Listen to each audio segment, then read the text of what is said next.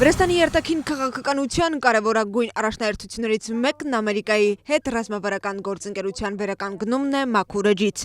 Այս մասին Վրաստանի առաջին ալիքի եթերում հայտարարել է Վրաստանի վարչապետը։ Իրակլի Կոբախիձեն օրվա թեմա հաղորդման ժամանակ խոսել է ԱՄՆ-Վրաստան հարաբերությունների մասին։ Կառավարության ղեկավարի խոսքով այդ առումով կարևոր է եղել ԱՄՆ դեսպանի եւ Վրաստանի արտաքին գործերի նախարարի հանդիպումը, որի ընթացքում երկուստեք հետաքրքրություն է հայտնվել հարաբերությունների էական ու որակական բարելավման հարցում։ Վարչապետը նշել է, որ ԱՄՆ դեսպանի հետ հանդիպումը եղել է արտաքին գործերի նախարարի նախաձեռնությամբ եւ այն կայացել է կարճ ժամանակ անց։ Իրակլի Կոբախիձեն խոսել է նաեւ ԱՄՆ-ում Վրաստանի դեսպանի նշանակման մասին եւ ասել, որ տեխնատությունն ընտրվել է, գործընթացը սկսված է, իսկ մանրամասն տեղեկությունը կհրապարակվի ավելի ուշ։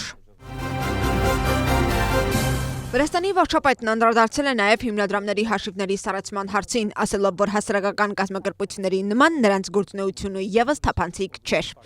Իրակլի Կոբախիձեի խոսքով հետաքննության իրավասությունն է պարզել, թե արդյոք կոնկրետ հիմնադրամի գործունեության մեջ ակնհայտ են հանցագործության նշաններ։ Ըստ վարչապետի դատախազությունը կարող է մանրամասն ուսումնասիրել, իսկ հետո հանրությունը կտեսնի, թե իրականում կոնկրետ ինչ միջոցների վրա է ծախսվել գումարներ։ Հիշեցնենք, որ սառեցվել են 5 հիմնադրամների բանկային հաշիվներ, դրանք են Նանուկայի, Նիկա Գիլաուրի, Prosperity Georgian, Միմյանց համարի, Ամոթեի, Թբիլիսիի մարդու իրավունքների տան բանկային հաշիվները։ Դատախազությունը որպես պատճառ նշում է դիվերսիայի, օտարերկրյա կազմակերպությանն օգնելու, թշնամական գործունեության մեջ օտարերկրյա վերահսկողության տակ գտնվող կազմակերպության հետաքննությունը։ Վրացական քաղաքական դաշտում քննարկվում է ԱՄՆ արդարադատության նախարարության կայքեջում Ֆարայի պահանջներին համապատասխան հրապարակված փաստաթուղթը, ըստ որի Նիկա Գիլաուրի Reformatics ընկերությունը լոբիստական ընկերություն է վարձել ԱՄՆ-ում, որին պետք է վճարի $600,000։ Ազգային շարժումից նշում են, որ այդ հասցի հետ կապված որևէ տեղեկատվություն չունեն, քանի որ Նիկա Գիլաուրին կապ չունի ազգային շարժման հետ։ Իսկ Գիչի կուսակցությունը չի բացառում, որ այդ գումարները կարող են օգտագործվել քաղաքական լոբինգի համար։ Նիկա Գիլաուրին ևս անդրադարձել է այս հարցին ու սոցիալական էջի գրառմամբ հաստատել, որ Reformatics ընկերությունը համագործակցում է Continental Strategy-ի հետ եւ որ համաձայնագրի ստորագրման մասին տեղյակ է եղել, որ համապատասխան տեղեկատվությունը կհրապարակվի ԱՄՆ արդարադատության նախարարության կայքեջում։ Նիկա Գիլաուրի խոսքով համաձայնագիրը ստորագրվել է, որպեսզի ընկերությունը օգնի Reformatics-ին հասնել իր գլխավոր նպատակին՝ ներդրումներ ներգրավել ու բարելավել բիզնես միջավայրը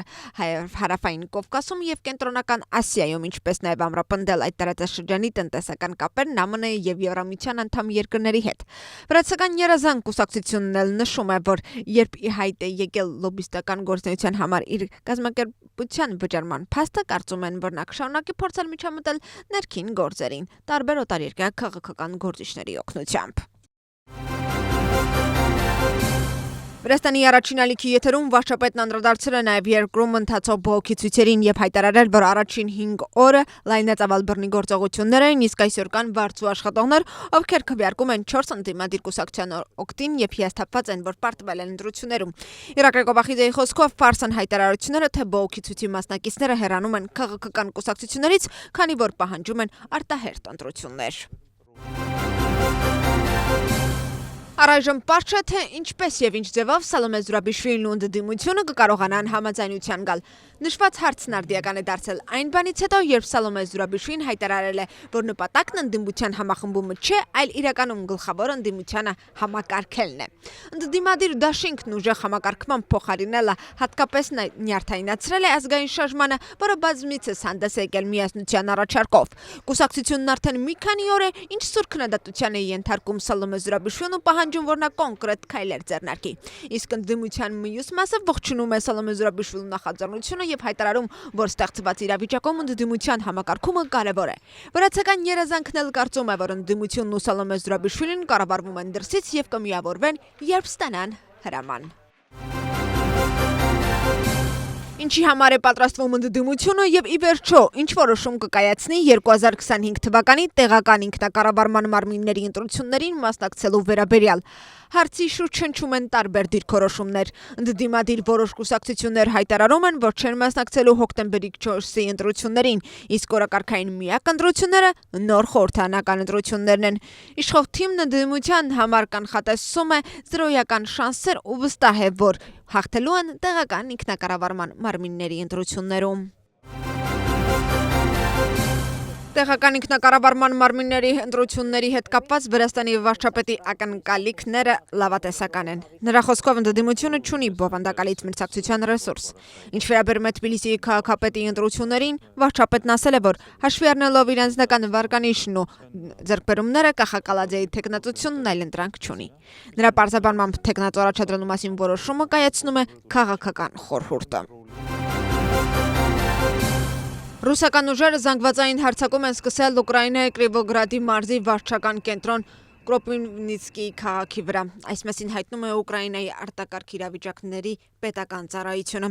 Գերատեսչության տվյալներով տուժել է 10 մարդ, այդ թվում 4 երեխա։ Մի քանի շրջաներում վնասվել են բնակելի շենքեր։ Ըստ Ուկրաինայի արտակարգ իրավիճակների պետական ծառայության սա ամենազանգվածային հարձակումն էր քաղաքի վրա պատերազմի սկզբից ի վեր։ Ռուսական ուժերը Կրոպիվնիցկիի վրա հարձակումն իրականացրել են շահեդ տիպի անօդաչու թռչող սարքերով։ Ուկրաինայի նախագահի խոսքով Դոնալդ Թրամփի հետ հեռախոսազրույցի ընթացքում քննարկվել է էներգետիկ կառույցների վրա հրադադարի մասին հարցը։ Վոլոդիմիր Զելենսկու խոսքով զրույցը շատ բովանդակալից ու մանրամասն է եղել։ Առաջնորդները քննարկել են հետագա քայլերը, կրակի մասնակի դադարեցման պահանջները։ Ըստ Ուկրաինայի նախագահի բանակցությունների ընթացքում ամենաբարդ հարցը լինելու է տարածքների հարցը։ Զելենսկին նաև ասել է, որ ինքը եւ Թրամփը քննարկել են Զապորոժիեի ատոմակայանի հարցը։ Զելենսկին Թրամփին ասել է, որ Կիևը պատրաստ կլինի դիտարկել ԱՄՆ մասնակցությունը ատոմակայանի արդիականացմանը եւ ներդրումներին, եթե այն վերադարձվի Ուկրաինային։ Հայաստան-Ադրբեջան խաղաղության համաձայնագրի նախագիծը համաձայնեցված է եւ սպասում է ստորագրման։ Այս մասին իր X սոցիալական էջում գրել է Հայաստանի վարչապետ Նիկոլ Փաշինյանը։ Հայաստանի վարչապետի խոսքով ինքը հանձնարարել է երկրի պաշտպանության նախարարությանը պահպանել հրադադարի ռեժիմը։ Հայաստանի եւ Ադրբեջանի միջև խաղաղության համաձայնագրի նախագիծը համաձայնեցված է ու սպասում է ստորագրման։ Իմ հանձնարարականը Հայաստանի Հանրապետության պաշտպանության նախարարությանը հստակ է։ Հրադադարի ռեժիմի ոչ մի խախտում չանել։ Հայաստանը գնում է խաղաղության եւ ոչ թե պատերազմի, գրել է Հայաստանի վարչապետը, նշելով, որ պատրաստ է ստորագրել համաձայնեցված նախագիծը։ Հատկանշական է, որ Ադրբեջանի պաշտպանության նախարարությունը հայտարարել է, որ հայկական զինուժն այսօր կրակ է բացել ադրբեջանական բանակի դիրքերի ուղղությամբ։ Իր հերթին Հայաստանի պաշտպանության նախարարությունը հերքել է նշված լուրը։ Անկարայում Ստամբուլի քաղաքապետին աջակցող ցուցարարների ու ոստիկանների միջև բախումներ են տեղի ունեցել։ Իրավապահները ցուցարարների դեմ կիրառել են պղպեղի սփրեյ։ Այս պայդրությամբ տուժածների կամ ձերբակալվածների մասին տեղեկություններ չեն հաղորդվում։ Ցույցի ժամանակ ուսանողները բողոքարկել են Ստամբուլի քաղաքապետ Էքրեմ Իմամօղլուի ձերբակալությունը։ Ի գիտություն Թուրքիայի ոստիկանությունը ձերբակալել է Իմամօղլուին կոռուպցիայի մեղադրանքով։ Ոստիկանության կողմից իրականացված գործողությունն առնչվում է կոռուպցիոն հանցագործությունների մասշտաբային հետաքննությանը, իսկ մինչ այդ խուզարկություն էր իրականացվել վերջինիս տանը։ Վրաստանի ներքին գործերի նախարարությունն առանձնապես խոշոր չափի թմրամիջոց ապօրինի ձեռք բերելու եւ պահելու մեղադրանքով ձերբակալել է 1 անձի։ Ձերբակալվածի անձնական բնակավարի ու տրանսպորտային միջոցի խուզարկությամբ իրավապահներն առգրավել են առանձնապես խոշոր չափի մետադոն թմրամիջոց 35 փաթեթ։ Հետաքննության արդյունքում ոստիկանները որպես ապացույց առգրավել են գումար, կմչուն ժապավեն եւ էլեկտրական կշեռք։ Հանցագործությունը նախատեսում է մինչեւ 20 տարի ժամկետով կամ ցմահ ազատազրկում։ Վրաստանի Շիդա Քարթրի ոստիկանության բաժնի աշխատակիցները ձերբակալել են համակարգչային համակարգ չարտոնված մուտք գործելու համար նախկինում դատվածություն ունեցող անձի։ Քննությամբ պարզվել է, որ մեղադրյալը ֆինանսական շահ ստանալու նպատակով ապօրինի կերպով մուտք է գործել տարբեր քաղաքացիների Facebook սոցիալական ցանցի անձնական էջեր, որից հետո օգտագործելով նրանց անունն ու ազգանունը կապ է հաստատել տարբեր անձանց հետ եւ պարտքով գումար խնդրել։ Նշված հանցավոր սխեմայով մեղադրյալը մի քանի քաղաքացիներից ապօրինի կերպով գումար է առգրավել։ Այս փուլում իրավապահները բացահայտել են տուժած 25 քաղաքացու ինքնությունը։ Հանցագործությունը նախատեսում է 6-ից 10 տարի ժամկետով ազատազրկում։ Հայաստան-Վրաստան ֆուտբոլային հանդիպմանը մնացել է 6 ժամ։ Վազգեն Սարգսյանի անվան մարզադաշտում երկու երկրների հավաքականներն անցկացրել են նախախաղային մարզում, իսկ գլխավոր մարզիչները պատասխանել լրագրողների հարցերին։ Վրաստանի հավաքականը 2 խաղով փլեյօֆում կհանդիպի Հայաստանի ֆուտբոլի հավաքականին, որպեսզի պահպանի իր տեղը B-լիգայում։ Այսօրվա հանդիպումը կկայանա Երևանում, իսկ մարտի 23-ին Թբիլիսիում։ Այսօրվա հանդիպումը կմեկնարկի ժամը 21:00-ին եւ ուղիղ հեռարձակումը կիրականացնի Վրաստանի առաջին ալիքը։